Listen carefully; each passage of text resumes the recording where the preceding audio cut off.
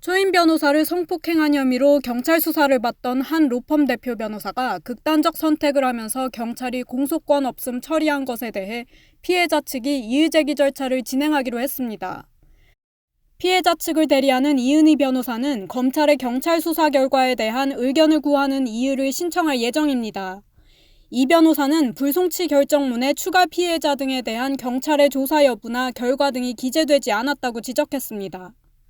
그러면서 대한변호사협회와 같은 변호사 단체가 나서지 않은 것에 대해서는 아쉬움을 내비쳤습니다.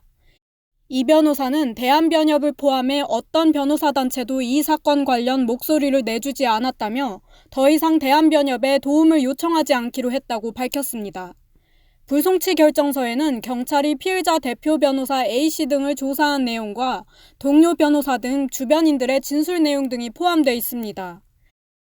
경찰은 피의 사실 유지에 피의자가 지난해 3월부터 6월까지 로펌 사무실과 법원을 오가는 차량 등에서 2차례 강제추행, 4차례 업무상 위력 등 총 10차례에 걸쳐 추행 및 간음을 한 혐의가 있다고 적시했습니다.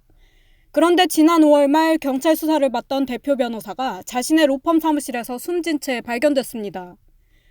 서울서초경찰서는 수사를 중단하고 지난달 19일 피의자 사망을 이유로 공소권 없음 처분을 내렸습니다.